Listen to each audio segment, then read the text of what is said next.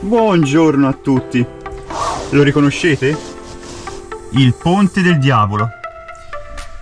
Oggi mi trovo a Borgo a Mozzano, in provincia di Lucca, per visitare questo famosissimo ponte.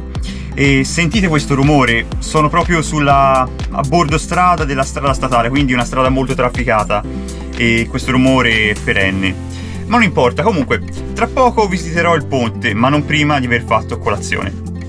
Questa volta per colazione mi accontento di un solo yogurt, tanto non devo fare chissà cosa.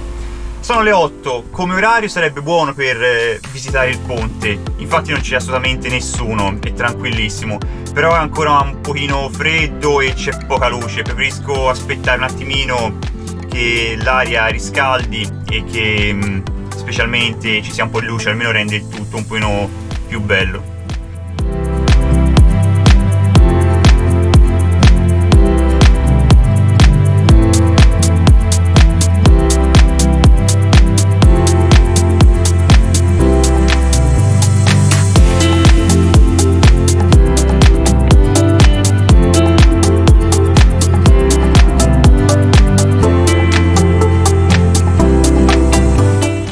Ed eccola alle mie spalle in tutto il suo splendore. C'è da dire che il suo stile architettonico è veramente interessante, tipico di quegli anni del Medioevo. Ma c'è da fare una precisazione: il suo vero nome non è Ponte del Diavolo, ma Ponte della Maddalena. Il nome Ponte del Diavolo gli fu affidato in seguito a delle leggende che vi dirò a breve. Il ponte fu fatto costruire da Matilde di Canossa, questo anche per favorire il transito dei pellegrini per ricongiungersi alla via Francigena. Esso è attraversato dal fiume Serchio, ma la cosa più interessante è quel grande arco che fa impennare la passerella. Questo è anche il fulcro proprio della leggenda.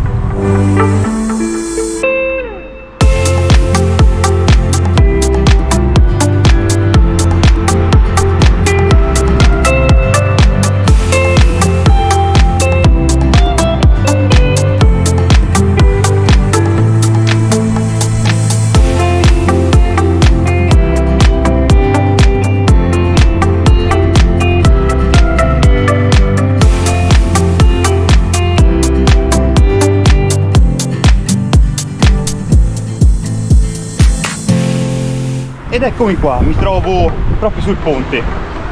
Ma perché proprio Ponte del Diavolo? La leggenda è la seguente: il capomastro che doveva terminare i lavori, preso dallo sconforto per non riuscire a rispettare i tempi previsti, fece un patto con il diavolo. Il patto era il seguente: il diavolo l'avrebbe aiutato a terminarlo in una sola notte, ma in cambio voleva l'anima della prima persona che sarebbe passata sul ponte. Una volta fatto, il capomastro accettò, ma preso anche dalla paura andò dal parroco del paese. In questa maniera architettarono un inganno, un tranello a sfavore del diavolo. Ora, a questo punto la storia prende diversi bivi, ci sono vari finali e varie versioni che vi dirò a breve. Una prima versione del finale raccontava che il capomastro insieme al parroco attirarono un cane con un pezzo di focaccia. Quando il cane attraversò il ponte, il diavolo si infuriò, prese il cane e si gettò nel fiume Serchio. Questo tuffo fece cambiare la conformazione del ponte e diede appunto il grande arco che avete visto prima. Un'altra versione diceva che il cane fosse un pastore maremmano e che tutt'oggi, in certi periodi dell'anno, questo cane attraversi ancora il ponte, perché in realtà è il diavolo che ha preso le sue sembianze, in cerca tutt'oggi dell'anima del capomastro che l'ha ingannato. Ci sono anche una terza e una quarta versione. Nella terza versione si dice che in realtà non fosse un cane, ma fosse fatto passare un maiale. In un'altra che gli abitanti spaventati fecero passare una capra sul ponte. In ogni caso il diavolo scoprì l'inganno e per l'ira si gettò sempre nel fiume Serchio, cambiando per sempre la conformazione del ponte. Ecco appunto perché il grande arco fu una sorta anche di punizione del diavolo sugli uomini, in modo anche da far durare fatica le persone durante il transito dello stesso.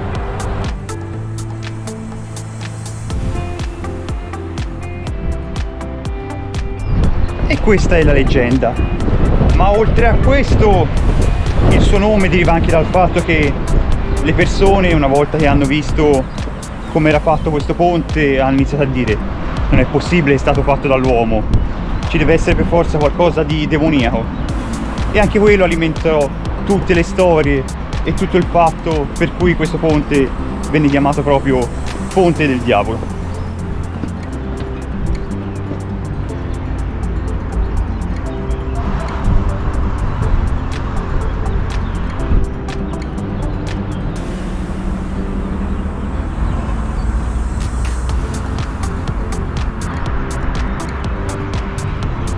Ponte del Diavolo ufficialmente visitato. Devo dire che mi ha sorpreso in positivo e non mi aspettavo che la pendenza fosse così marcata, dove c'è il grande arco che arriva in cima. Molto molto bello, con quel tocco di tetro anche, ci stava bene. Secondo me nelle giornate di pioggia forse rende anche meglio con il fiume sotto. Comunque adesso devo trovare un camper service in cui scaricare e fare anche un carico d'acqua e poi vediamo il da farsi.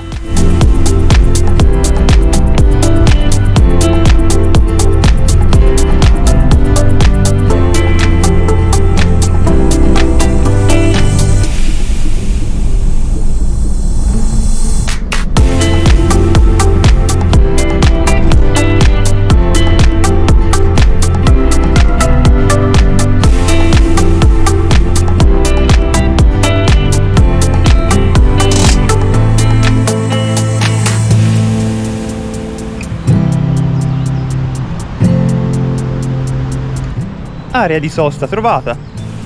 Adesso il mio piano qual è per il momento? Ovvero mangiare su quel tavolino laggiù. Mi ispira un sacco sotto quella pianta. Penso proprio che oggi mi farò un po' di carne alla pizzaiola. Non lo so, mi è venuta questa voglia improvvisa.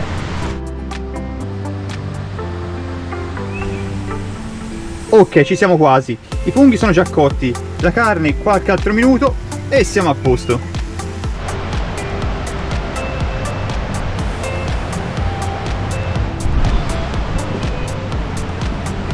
Ah ragazzi, non potete capire quanto a me piaccia mangiare su un tavolino da picnic in una bella giornata come questa. E poi la soddisfazione di aver cucinato e di avere anche del buon cibo in tavola.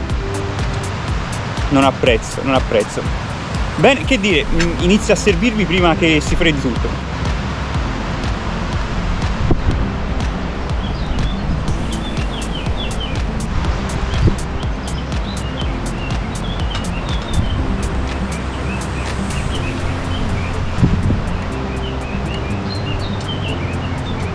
È buonissima, la carne è tenera, condita alla perfezione, anche come cottura, no vabbè, perfetto.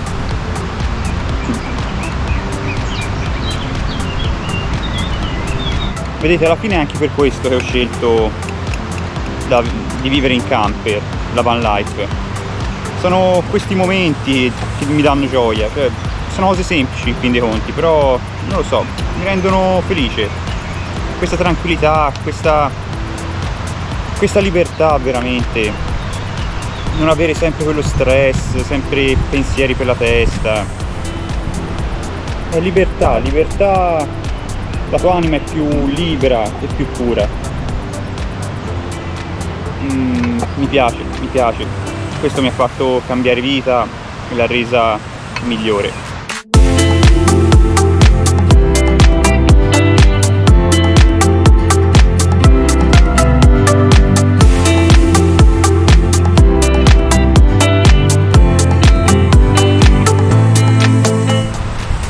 Finito tutto. Sarò sincero, me ne sarei mangiata anche un'altra ripettina, gli altri funghi, eppure ho usato praticamente tutto. Che soddisfazione, che soddisfazione. Poi adesso tira un leggero venticello che spezza un pochino il caldo della giornata. mamma mia, la perfezione.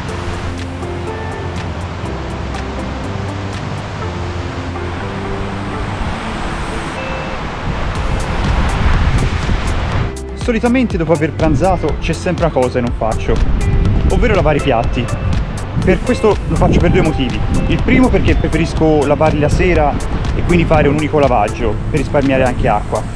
Il secondo è che posso riutilizzare ciò che ho usato, o meglio, se ho usato una padella con un pezzo di carta la posso tranquillamente pulire e poi riutilizzare la sera, fino a che non la lavo completamente. E per il momento con questo metodo mi sono sempre trovato bene, ho risparmiato appunto anche acqua. Benissimo, direi che per oggi è tutto. Vi ricordo come sempre di lasciarmi un like e di iscrivervi al mio canale per rimanere sempre aggiornati. Noi ci vediamo al prossimo video.